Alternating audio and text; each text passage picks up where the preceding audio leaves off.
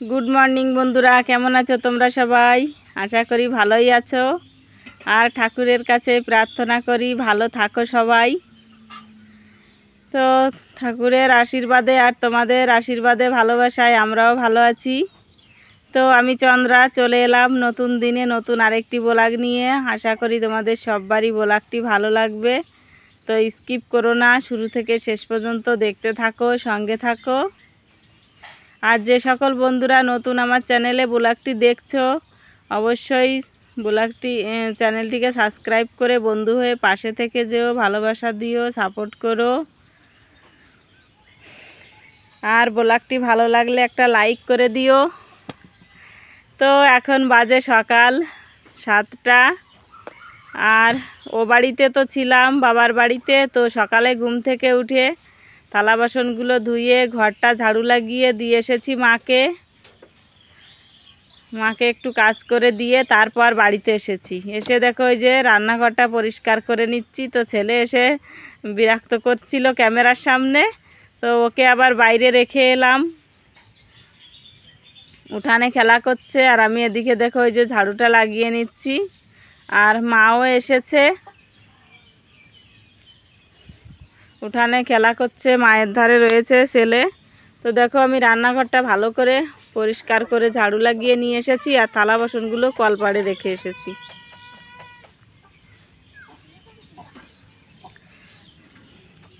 তো এ বাড়িতে তো তেমন কিছুদিন হয়ে গেছে ভালো করে রান্না বান্নাও করা হয় না আর থাকাও হয় না।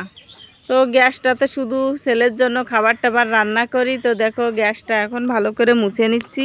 ওই দিন যে ডাল ফোটাতে এসেছিলাম না এই বাড়িতে, তো ডালের থেকে খুব জল বেরিয়ে গ্যাসের উপর পড়েছিল, কুকারের থেকে জল বেরিয়ে। তো আর ধোয়া হয়নি, জানো তো, সময়ই হয়ে ওঠেনি। তো ভাবছি চলো আজকে ভালো করে গ্যাসটাও মুছে নিই। তো আমি একটা সুতির কাপড় ভিজিয়ে নিয়ে এসেছি একটু সার্ফের জল দিয়ে তারপরে যে দেখো ভালো করে এখন মুছে নিচ্ছি।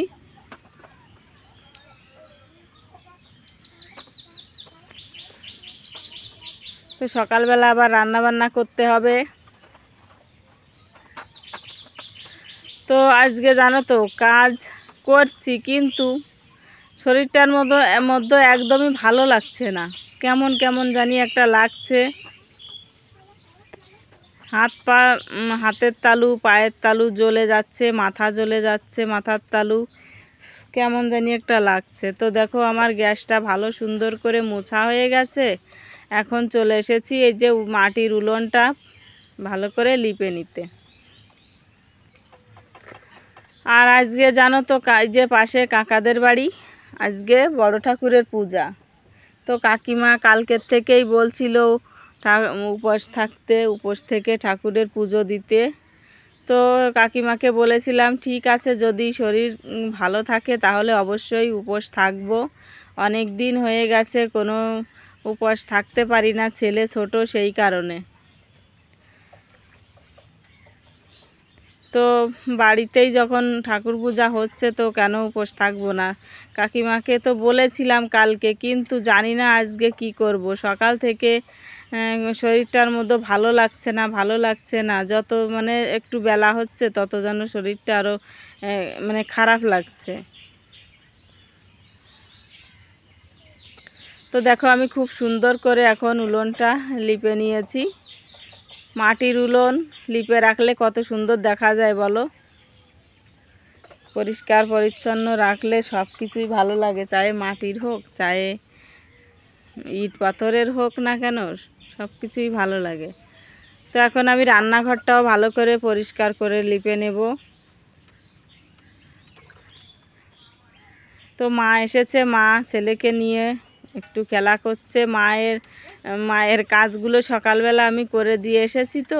তো সেই জন্য মা এখন এসে ছেলের সঙ্গে দুইজনে খেলা করছে। তো দেখো খুব সুন্দর করে রান্নাঘর পরিষ্কার করা হয়ে গেছে। তো হাঁড়িতে তো ভাত রান্না হয় না, কিছুদিন হয়ে গেছে। তো হাঁড়ি কড়াই আমি ভালো করে এখন মেজে ধুয়ে পরিষ্কার করে নেব।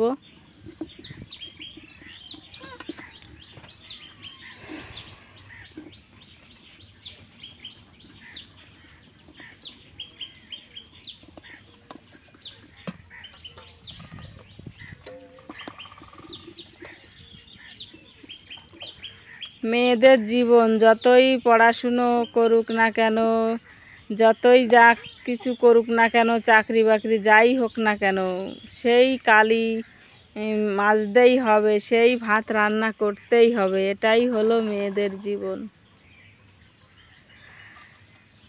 হঠাৎ করে কথাটা মনে পড়লো, তাই তোমাদের সঙ্গে শেয়ার করলাম। তো বন্ধুরা, আমার ফোনে আবার সেই অসুবিধা হচ্ছে। ফোনে তো অসুবিধা নয়, হচ্ছে কি বলে, আর চার্জার দিয়ে ভালো করে, মানে চার্জার থেকে চার্জ উঠাচ্ছে না। জানি না কেন, কি হয়েছে। বরমশাই যাওয়ার আগেই তো চার্জারটা আমাকে কিনে দিয়ে গেছিল, বেশি দিন এখনও হয়নি। তো জানি না কেন এরকম হচ্ছে। তো দেখো, আমি থালা বাসনগুলো মেজে ধুয়ে পরিষ্কার করে নিচ্ছি। আর সকালবেলা জল এসেছিল, তো জলটাও ভরে নিয়েছি। আর ওই যে দেখতে পাচ্ছ ড্রামটা রয়েছে জল ভরা, তো ওইটা হচ্ছে মা রেখে গেছে। মা বলছিল যে কোনো এক সুযোগে ড্রামটা নিয়ে দিয়ে আসতে, তো ভাবছি সুযোগ পেলে নিয়ে দিয়ে আসবো। আর এদিকে দেখো, ওই যে সব কাজগুলো সেরে তারপর গেছিলাম দোকানে। তো জানো তো কী জন্য? এই যে চিড়ে নিয়ে এসেছি। সকাল থেকে খুব শরীর খারাপ, বলছি না, যত বেলা যাচ্ছে তত শরীরটার মধ্যে ভালো লাগছে না। তো আমার পেটে গন্ডগোল হয়েছে। তো রাতের বেলা তো মাংস রান্না হয়েছিল, বেশি খাইনি, 2-1 পিস মাংস খেয়েছিলাম, একটু ঝোল খেয়েছিলাম, 2টো রুটি খেয়েছিলাম। তো জানি না কেন, হয়তো গরমের কারণেই পেট খারাপ করেছে। তো দেখো, চিনি নিয়ে এসেছি, এই যে লেবুর জল বানিয়ে খাবো। আর হলুদ ছিল না, হলুদ নিয়ে এসেছি 200 গ্রাম হলুদ। দেখো, এই যে 1 প্যাকেট। আর নিয়ে এসেছি চিড়ে, দোকানে গেছিলাম আনতে। তো এখন ছেলেকেও চিড়েটা খাওয়াবো আর আমিও খাবো। ওই যে দেখো, মা শুয়ে রয়েছে, মা এসেছে। তো বন্ধুরা, সকাল থেকে তো অনেক কাজ বাজ হলো। তো এখন কুকারে ভাত বসিয়ে দিয়েছি, আলু সেদ্ধ, বেগুন সেদ্ধ, ডিম সেদ্ধ দিয়ে। এখন বেজে গেছে সকাল 10টা। আর দেখতে পেলে দোকানে গেছিলাম, চিড়ে নিয়ে এসেছি, এনে আমি আর ছেলে দুজনে খেয়েছি। আর মেয়ে রয়েছে উপোস। ছেলে এখন এই যে স্নান করিয়ে দিতে বলছে, ওর ভালো লাগছে না, স্নান করবে। তো জানো তো, আজকে শরীরটা একদমই ভালো নেই, খুবই খারাপ লাগছে। সকাল থেকে 5বার পায়খানা হয়ে গেছে। তো হঠাৎ করে পেটটা আবার খারাপ করেছে, কোনো রকম কোনো গ্যাস ট্যাস কিচ্ছু না, হঠাৎ করে পায়খানা লেগে যাচ্ছে। তো জানি না, হয়তো গরম লেগে গেছে। আমার মনে হচ্ছে গরম লেগেছে। হাতের পায়ের নিচু জ্বলে যাচ্ছে, মাথার তালু জ্বলে যাচ্ছে। সকালবেলা মা একটু অ্যালোভেরা এনে দিয়ে গেছে, মাথায় নিয়েছিলাম, দেখো কোথায় যেন পড়ে গেছে। তো মাথা দিয়ে গরম বেরোচ্ছে। আর আজকে হচ্ছে কাকুদের বাড়ি বড় ঠাকুরের পুজো। তো কাকিমা বলেছিল উপোস থাকতে। তো কি করে থাকবো বলো তো, শরীরটা ভালো নেই আমার। তো ইচ্ছা থাকলেও আমি উপোসটা থাকতে পারছি না। ছেলে খুব বিরক্ত করছে, ও স্নান করিয়ে দিতে বলছে। প্রচণ্ড গরম পড়ছে না, গরমে থাকাই যাচ্ছে না, প্রচণ্ড গরম। আজকে রাতের বেলা একটুও ঘুম হয়নি ও বাড়িতে। সেই চারিদিকে জানলা দরজা বন্ধ করে দেওয়া, আর ঘরের মধ্যে গরম হাওয়া, খুব গরম। না ছেলে ঘুমিয়েছে না আমি ঘুমোতে পেরেছি, সেই জন্য আরো বেশি খারাপ লাগছে। তো এখন ছেলেকে স্নান করাবো, ওকে ভাত খাওয়াবো, ওকে ঘুম পাড়াবো, খুব বিরক্ত করছে। আর আমিও ভাবছি স্নান করে নেব। আমি আর আজকে কোনো কাজকর্ম কিছু করতে পারছি না। ভেবেছিলাম এই ঘর দুয়ার একটু লেপে পুছে পরিষ্কার করব, ডুয়া টুয়া তো একদম বৃষ্টিতে সব ধুয়ে নিয়ে গেছে। তো কিন্তু কি করব, ভালোই লাগছে না আমার। ইচ্ছে করছে চোখ বন্ধ করে শুধু ঘুমিয়ে থাকি, এমন অবস্থা, এমন খারাপ লাগছে।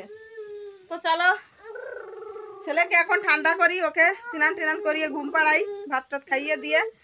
আর আমার মোবাইলে কালকে একটু ভালো ছিল, চার্জ উঠাচ্ছিল, আজকে আবার মোবাইলে একদম চার্জ উঠাচ্ছে না। তো জানি না কতদূর কি তোমাদের সঙ্গে শেয়ার করতে পারবো। তো কাকাদের বাড়ি আজকে ওই যে বললাম পুজো, তো উপোসও থাকতে পারলাম না। মেয়ে রয়েছে, মা রয়েছে, কাকিমা, ভাইয়ের বউ সবাই উপোস রয়েছে, কিন্তু আমি থাকতে পারলাম না। তো চলো, যদি মোবাইলে সাথ দেয়, চার্জ থাকে, তাহলে তোমাদের সঙ্গে শেয়ার করব, অবশ্যই দেখতে পাবে।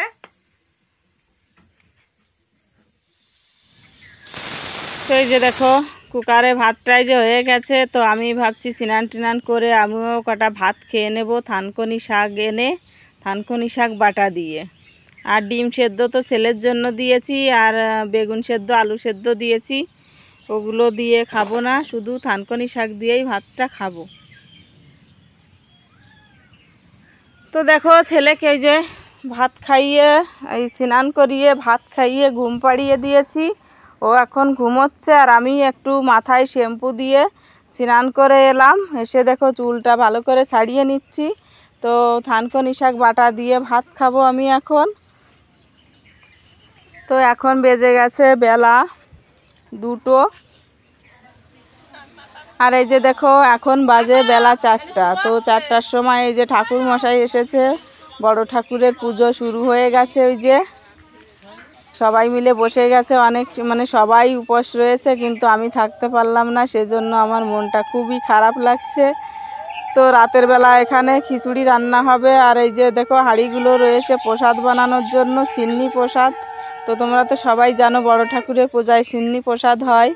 আর এই যে কড়াই এনেছে দেখো, বড় কড়াই, খিচুড়ি রান্না হবে, সবাই মিলে রাতের বেলা এখানেই খাওয়া দাওয়া করা হবে। তো বন্ধুরা আমার মোবাইলে চার্জ ছিল না, সেজন্য বেশি কিছু তোমাদের সঙ্গে শেয়ার করতে পারলাম না, অনেক লোকজন হয়েছিল। তো দেখো লাইট চলে গেছে 2 ঘন্টা। তো এখানে সবাই খিচুড়ি প্রসাদ খাচ্ছে অন্ধকারে বসে বসে।